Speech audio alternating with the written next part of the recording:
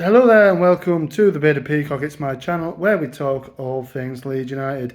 And it's a match review, of course, today of Leeds United nil, Brentford nil. It was a draw at Elland Road on Sunday afternoon.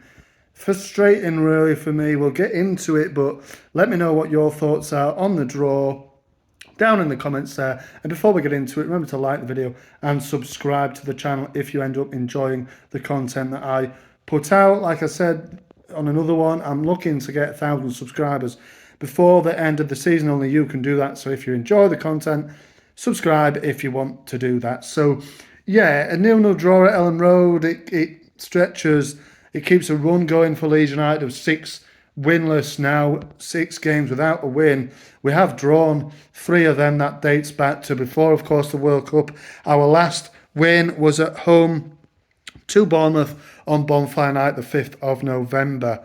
Certainly one to remember, but hopefully we can get one before too long. I thought it should have been today. Brentford were there for the taking, but let's have a look at the team news first and foremost. Obviously, you had Meslier in goal, left back Strout. There was a centre back partnership for the first time of Max Wober and Robin Koch. There was right back Ayling in the middle, Rocker and Adams. Left Willie Gnonto in the middle of the sort of attacking midfield, Brendan Aronson. On the right-hand side, Jack Harrison. They did interchange as the game went on, I think. And then up front, Rodrigo. And, you know, the games, we should have won this game. Let's be honest, we should have won the game. There was not much in terms of what either goalkeeper did.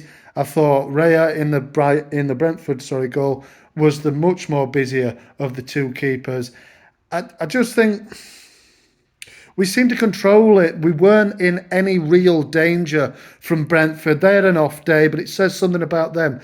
They have an off day. They still can pull a clean sheet and a 0-0 draw out their backsides. So, you know, they're a good side. Don't get me wrong. They're not absolutely fantastic, but they are good. That's 8 games without a defeat now for them. 8 games unbeaten. And you can see why. Like I said, you can see why they're organised. Didn't offer too much going forward. I felt we dealt with Ivan Toney very well. I thought that Max Wober definitely made a difference in centre-back alongside Robin Koch. Koch, I thought, had one of his best games that I've seen in a Leeds United shirt for a long time. Seemed to really handle Toney very, very well. Got his blocks in the right time. He was very good, to be honest with you, I thought. The whole back line was good. I felt, though, when we started to get in up the field, we were poor.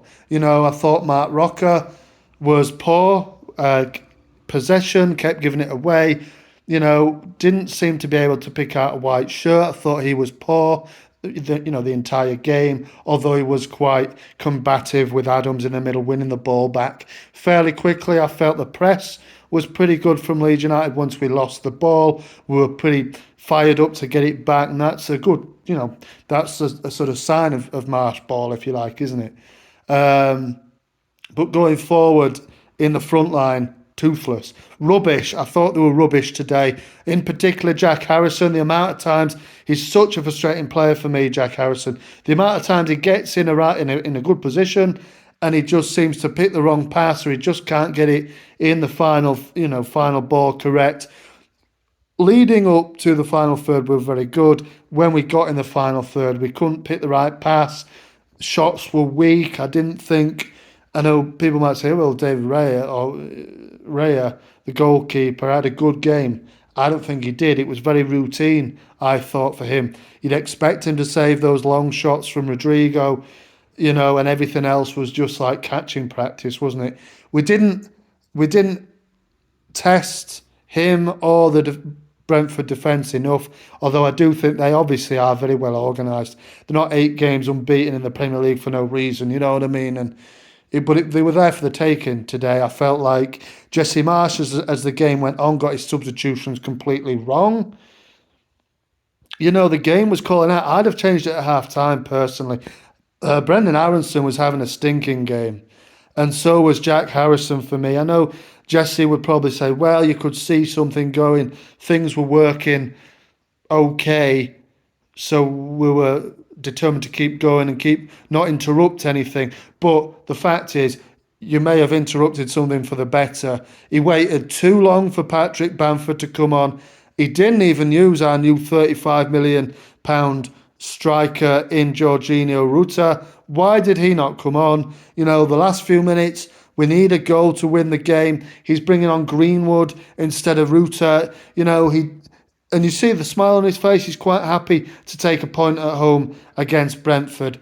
Not good enough for me. For me, I do want to see him gone soon because I do think that we have the attacking prowess that is very, very good. Defensively, all right, they're not that good, but they're getting better. Like I said, I think Max Wuber has a real impact in there, and hopefully he will in the coming months over the remainder of the season and the years to come. But it's just going forward. You've got to make more of this attacking threat. You know, you've got Nonto, you've got Harrison, you've got Sinistera, Ruta, Bamford, Rodrigo, Somerville when he comes back off injury. You know, the attacking options are there for everybody to see. They're good, and we should be doing more. We should have won this game today. You know, a point isn't the end of the world. Obviously, we're a point now above the relegation zone. We looked solid at the back, but going forward, we need to see more. We need to see more, and I think we will. I think we will. But my sort of point is, I think that another manager would be able to get more out of this team attack wise. It was one dimensional, and also I thought Marsh was very, very slow to change it up. I'd have changed it at half time.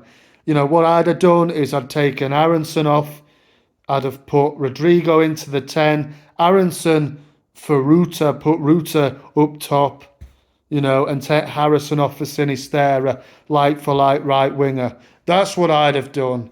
But, and I'd have done it way before he put Bamford on. Maybe he put Bamford on as well. There is an argument for that, and I wouldn't be opposed to doing that. I can't believe I'm saying that, after the amount of stick that I've given him in past videos. But, maybe he's warranted that. He's not been good enough. But looking like he's getting back to his best. By all accounts, looked pretty decent when he came on today, from what I've heard. But I did watch the game. But you don't see that much when you're watching the whole game. If you're in the stadium, you tend to be able to see more of what's going on. But yeah, Bamford for me was pretty inconspicuous when he came on. But I've heard contrasting opinions on that. But yeah, obviously it's good to have Bamford back. I'd like to know in the comments there what you obviously thought about the point. Is it a good one? Could we have won it in your opinion?